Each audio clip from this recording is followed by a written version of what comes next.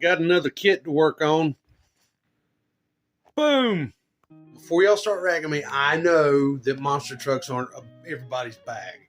All right, and I know that I've been doing a lot of the old school stuff, like the Kyosho stuff and the Tamiya stuff, and putting this Axial kit up here when I could have easily done a Clodbuster. I might catch some crap about it, but let me tell you why. I love the Clodbuster as a killer truck, but if you build it in kit form, when I had mine years ago, the provided steering that they set up, the four-wheel steering, really just operates the back axle. So you wind up driving something that's basically a really clumsy forklift is what it comes down to. So my buddies are building some monster trucks, and I wanted to build something that would really get out there and give them a run for their money and perform like an actual truck with good steering on the front end and whatnot. So let's get this thing unboxed. I'll give you a plan on what's going to happen with this thing. I have another one of them deals where I can't fit the box in the frame like I need to. So you're going to have to bear with me if you watch this thing at all. I apologize. I'm in the middle of cleaning this shop and possibly moving the entire thing. So anyway, Axial SMT10. Did my homework on this. There were several different options. Like I said, I could have went with the Clodbuster. Had one years ago. Wound up building it stock and eventually built my own chassis. That was kind of like a Clodzilla 2, Clodzilla 3. I can't even remember all the ones they had. Building my own links, my own steering setup. Relocated the steering servo to the front axle with parts that I made because back then the ESP stuff was just crazy high. RC four-wheel drive was in its infancy back then. So parts weren't so readily available. If you did find them, they were just crazy. So could have done it in an MST rig, could have done a Losi rig, could have done a bunch of different ones. But I have had great success with the Axial kits. My Rift is unbelievable. There's video of that coming very soon. But I about got it dialed in. Built several of the crawlers, so I figured I'd give this one a go for building a monster truck to run with the guys at the shop. Not going to go through all the box art stuff. The box art doesn't really do anything as far as the product on the inside. It just gives you, boom, this is what it's going to look like. So everybody's seen the box. Let's take a look at what this thing's got to offer on the inside. First and foremost, when I get this thing built, I noticed when I ordered this thing, there were a couple of issues that I wanted to make sure that I was correct on. If I am correct, the ready to run version of the SMT10 that comes as either the Max D or Dennis Anderson's Gravedigger. Hey Dennis. From what I understand, they come with open differentials. Now, I was thinking, number one, that this had a different style axle like the Rift that I have, but this has the AR60s. The Rift does not have the AR60s. I'm not sure what they call those axles, but it's not an AR60 unless it's an updated version of that AR60. But the kit version, after I looked at everything on the inside and checked out a couple of things online, from what I've seen, and correct me if I'm wrong, the kit version comes with lock differentials. Front and rear axle. Now, from what I'm seeing, the transmission is real reminiscent of something straightforward like the SCX-10-2 or SCX-10 transmission. I don't see that it's got a differential on the transmission itself, although it might. I'm not exactly sure yet, but from what I'm seeing, it does not. So we're just dealing with two differentials that will both be locked, and that is a bonus. So there's no other parts to buy. The second thing is that it did not come with tires, and that's fine, because the ready to run version, the BKT tires, although that's what they actually run on the Digger and Max D, I'm guessing, those tires just look like crap to me. They don't look like old school monster truck tires. But they did send these 2.2 wheels, which will probably wind up either for sale, donated, or in the trash, because I don't plan on running any of that BKT garbage on this truck.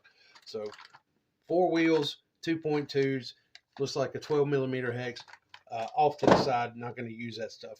All right. So now we get into the hard parts of this thing. I'm not going to open individual bags. I'm just going to show you, hey, look, everything was packaged very neatly. I did take the wheels out, but, you know, boom, it's still in there.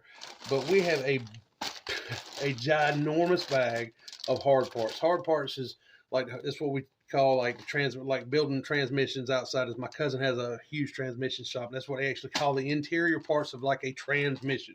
So this is all the hard parts for said transmission and shocks and things of that nature. This will be 90% of the metal parts will be in this bag.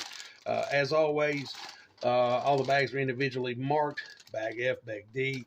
You can see here, this has got a bunch of shock parts in it here, shock shafts, all the O-rings for building the shocks, shock caps, like the nylon caps for the inside. And I do see some threaded aluminum shock bodies, which is a good thing.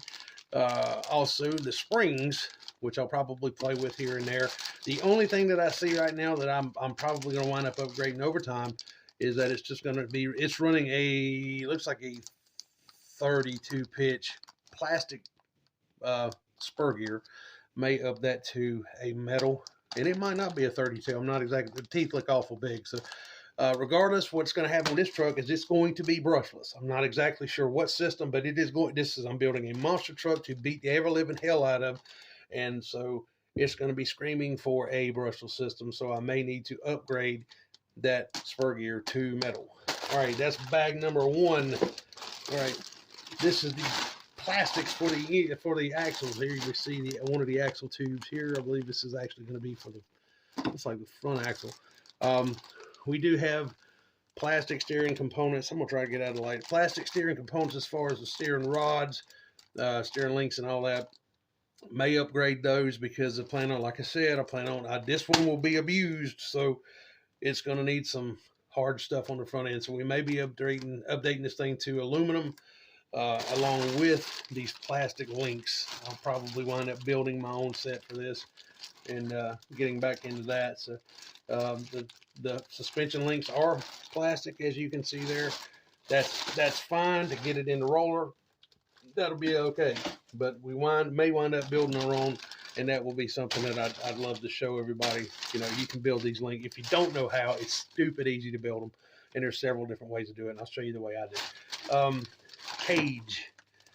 This is one thing I did. I wasn't exactly sure. You can kind of gauge the size of these things when you look at them online. If you've got a heavy mechanical sense about you. So I knew it was going to be somewhat big. It's still going to be smaller than the Rift is, a little bit shorter than the Rift, still the same width, but the Rift is a monster compared to this. But still a decent size. Looking forward to getting this thing together. Plastic is the same stuff that they use on all their kits. We do have, wow, there's a blower. We have a blower here. I did know that the Zoomy headers came on there. I don't know that I'll put them on. See the chrome headers there, mock-up headers. There is also a blower and an intake for it. Looks like a 3 butterfly intake. That's awesome. That's a good thing. There was something in here about 2 different driver heads, like a skull face, and then there was actually 3. So we got a skull face, which I'm not going to take it out. Skull face here, a regular, like a human face there with a set of goggles, and just a completely, looks like a complete mask face, you know, helmet with the visor. But yeah, there's that. And then we do have also, they sent a driver to sit in the chassis once it's built, which I had to paint that again, and I don't mind. I'm happier now with my painting skills. They're not great, but I'm getting a lot better at painting, so I'm not too worried about that. And then we're going to get into this. Now, I don't exactly know why they sent these, because I will not run a Gravedigger body on this thing, but they did send decals for the Gravedigger. I can tell that's what it's for, simply by the red headlights, which, not knocking Dennis's truck. Dennis has been a staple here in North Carolina for many, many, many years. I feel like he's one of them. He's one of the quintessential builders and advocates for the actual monster truck scene, and God bless him for it. And he just lives down on the coast, not that terribly far from me. Instruction manual, simple. Follow it piece by piece. These instruction manuals are pretty well laid out. I have found in my time that there's a couple flaws here, there, and yon, but if you've got a mechanical background, mechanical aptitude about you, you'll have no trouble putting this thing together. But yes, this is the next project. This will probably take a little longer than I want it to, and for a good reason.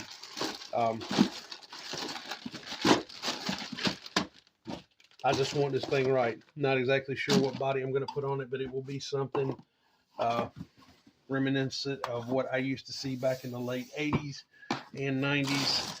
So there it is. That's the next one.